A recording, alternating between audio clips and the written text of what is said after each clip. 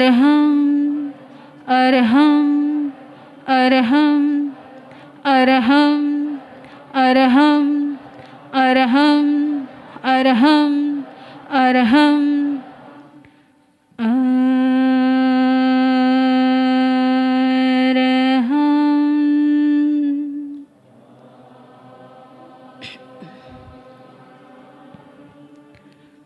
शासनपति श्रमण भगवान महावीर स्वामी के चरणों में भावपूर्वक वंदन। असीम असीम उपकारी राष्ट्र संत परम गुरुदेव के श्री चरणों में भावपूर्वक वंदन। सभी उपकारियों के श्री चरणों में भावपूर्वक वंदन। देवानुप्रिय, मोक्ष मार्ग की यात्रा में आगे बढ़ते हुए एक के बाद एक दिन बसार हो रहे, एक के बाद एक दिन बीत रहे हैं। क्या लगता है, एक के बाद एक दिन बीत रहे हैं या फिर वापस आ रहे हैं? क्या लग रहा है? यदि आप चाहो कि मुझे बीते हुए कल में जीना है, मुझे बीता हुआ कल फिर वापस चाहिए, तो क्या वो बीता हुआ कल वापस आपको मिल सकता है? चाहे आपके पास कितनी भी संपत्ति हो, करोड़ों करोड़ों रुपये हो, लेकिन क्या बीता हुआ कल क्या आप खरीद पाओगे? यानी इसका मतलब क्या हुआ कि एक बार जो बीत जाता है वो वापस कभी भी नहीं आता। लेकिन जो आज है, जो वर्तमान में है, यदि वो वर्तमान भी चला जाएगा, यदि उसका सदुपयोग ना हुआ तो उसे भी जाते और समय नहीं लगेगा, वो भी ऐसे ही चला जाएगा। इसीलिए परमात्मा ने कहा है कि हर एक क्षण, साधक की हर एक क्षण, हर एक पल कैसी होनी चाहिए? सावधान होनी चाहिए। उसे पता होना चाहिए कि मेरी हर एक क्षण कितनी मूल्यवान है। मैं आपसे पूछना चाहूंगी कि इस जीवन की व्यवस्था में सबसे ज्यादा यूजफुल चीज कौन सी है? कोई बताना चाहेगा? आप देते होंगे सुबह से लेकर शाम तक कितनी सारी चीजें आप देखते हैं, कितने सारे पदार्थों को आप देखते हैं। तो पूरे दिन में आपने नोटिस किया होगा कि ये सबसे यूजफुल चीज।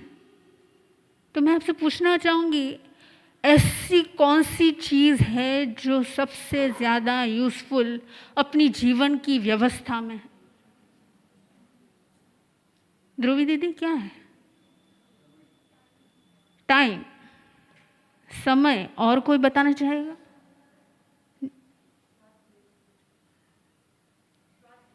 श्वास लेना, सांसें लेना। और कोई? स्मिता दीदी, आप बताना चाहेंगे? टाइम। आपने देखा, जिन्हें पूछा गया सबसे ज्यादा आंसर क्या मिला? समय।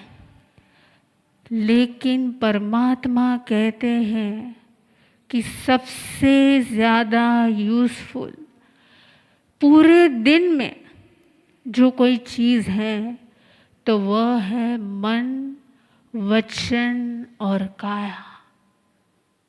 राइट या रॉन्ग? आपने देखा होगा पूरा दिन, सुबह से लेकर जैसे ही आप उठते हैं, वचन का प्रयोग होता है, काया की प्रयोग होती है, मन का प्रयोग होता है। मन से आप शुभ भावनाएं भाते हैं, प्रार्थना करते हैं। यानी आप देखोगे ना, तो सुख का कोई कारण होगा ना तो भी मन, वचन और काया होगा, और दुख का कारण भी क्या होगा? मन, वचन और काया। लेकिन कई बार आपने सुना होगा, જ્યારે દુઃખ આવે ને, દુઃખને આપણે ગણકારીએ ને તો ડબલ થઈ જાય. શું થાય? દુઃખને જ્યારે ગણકારીએ તો ડબલ થઈ જાય ને દુઃખને જ્યારે અવગણીએ તો અડધું થઈ જાય. ऐसी कुछ बात आगम में आती है.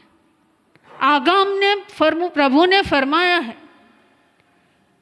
एक भाग्यहीन, एक एकदम दरिद्रवान, एकदम गरीब सा एक आदमी था, एक गरीब सा एक व्यक्ति था जो अपने जीवन के निर्वाह के लिए, अपने जीवन के निर्वाह के लिए घर घर भटक रहा था, प्रयत्न कर रहा था कि कैसे मुझे कुछ खाने पीने को मिल पाए, कैसे मैं पैसे कमा सकूं.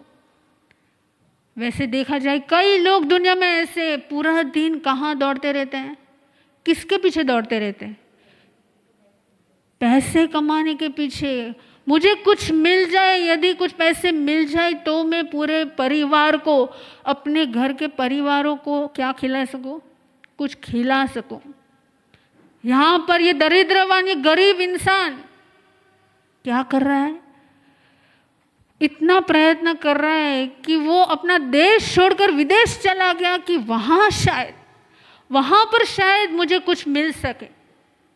लेकिन वो इतना भाग्यहीन था, इतना भाग्यहीन था कि वहाँ पर जाकर, वहाँ पर पुरुषार्थ करके भी उससे कुछ प्राप्त नहीं हुआ. कई लोग ऐसे होते हैं, सुबह से लेके शाम तक दौड़ते हैं, फिर भी हाथ में कुछ नहीं आता. और कई लोग ऐसे होते हैं, पूरे दिन में घर में बैठे होंगे ना तो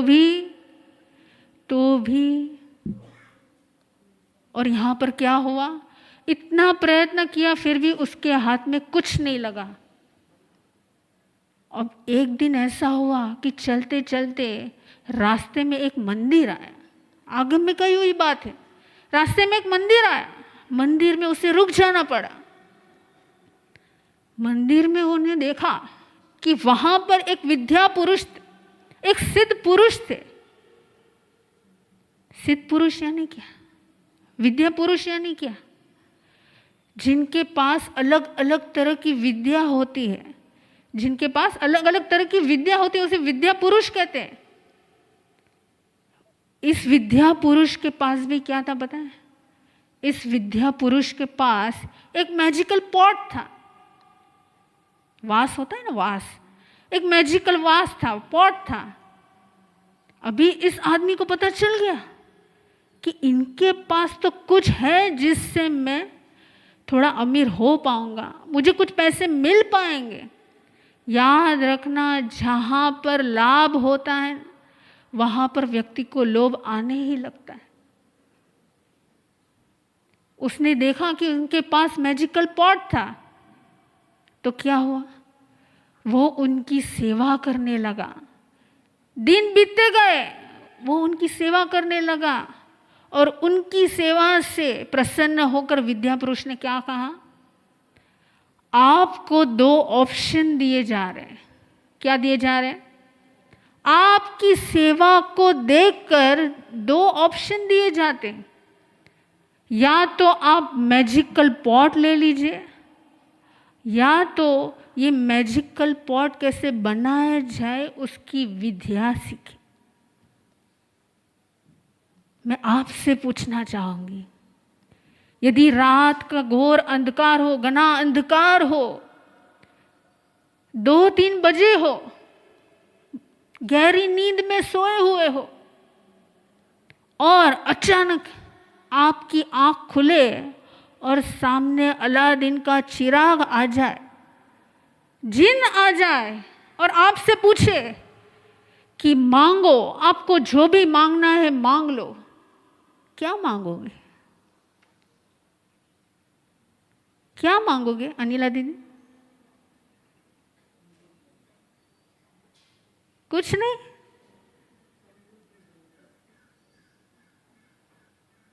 क्या मांगोगे? और कोई बताना चाहेगा? सोनल दीदी, आप क्या मांगोगे? यदि रात में गहरी नींद में आप सोए हुए हो और आपके सामने अलादीन का चिराग आ जाए, पूछे कि मांगो, आपको जो भी मांगना है मैं आपकी इच्छा पूर्ण करने के लिए तैयार हूं, तो क्या मांगोगे? नीता दीदी, आप क्या मांगोगे?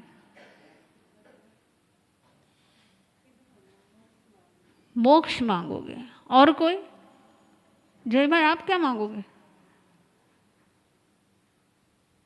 अभी तो सब हाथ जोड़ के चुप हो गए, लेकिन सच में, अगर सच में आ जाए तो मांगोगे या नहीं मांगोगे? मांगेगे तो सही, लेकिन अभी क्या मांगना है वो दिमाग कुछ आ नहीं रहा है, मन में कुछ आ नहीं रहा है, विचार नहीं आ रहे हैं। गुरुदेव, गुरुदेव तो आपको मिल ही गए।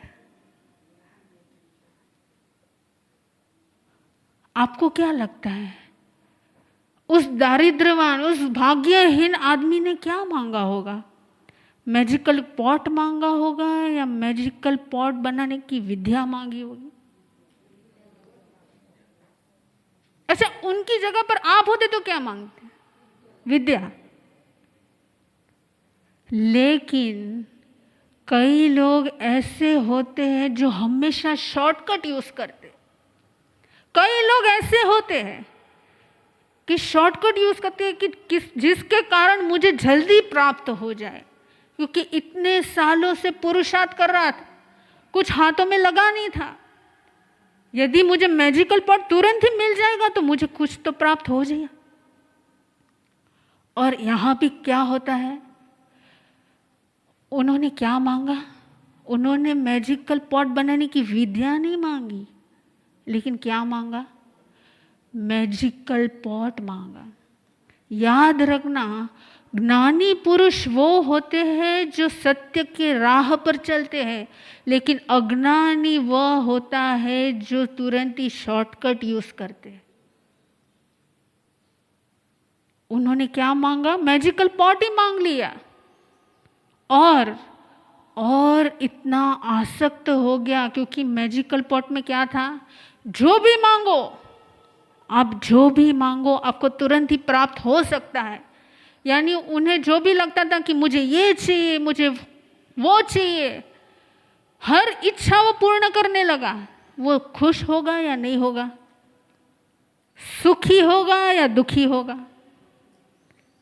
उस पीरियड के लिए तो वो सुखी हो जाएगा, लेकिन उस पीरियड के लिए तो सुखी हो जाएगा, लेकिन उसकी आसक्ति बढ़ेगी या कम होगी? बढ़ेगी। एक होती है तन की अशक्ति और एक होती है मन की आसक्ति। दोनों में क्या फर्क है? दोनों सेम है या डिफरेंट है? एक होती है तन की अशक्ति, देह की अशक्ति, शरीर की अशक्ति, इस बॉडी की अशक्ति, और दूसरी होती है मन की आसक्ति। क्या लगता है, दोनों सेम है या दोनों में वास्ट डिफरेंस? दोनों में से सबसे ज्यादा खराब कौन सा होगा? तन की अशक्ति या मन की आसक्ति? एक बार सोच लीजिए, तन की अशक्ति या मन की आसक्ति? अब मैं आपको एक एग्जांपल दूंगी। यदि बाय एनी चांस आपकी तबीयत बिगड़ जाए, शायद आपको लूज मोशन हो जाए, ये क्या हुआ? तन की अशक्ति, शायद वीकनेस भी आ जाए। और दूसरी ओर, यदि आपको सामने पानी पूरी दिख जाए, आपके सामने पानी पूरी दिख जाए तो क्या होगा? मन की आसक्ति। लेकिन यदि आप ध्यान से देखेंगे, ध्यान से सोचेंगे, तो ज्यादातर क्या होता है? तन की चाहे जितनी भी अशक्ति हो, लेकिन यदि एक बार भी मन की आसक्ति आ गई तो क्या होगा? ज्यादा प्रयत्न हमें कहाँ करना चाहिए? तन की अशक्ति को दूर करने में या फिर मन की आसक्ति को दूर करने में? लेकिन करते क्या है?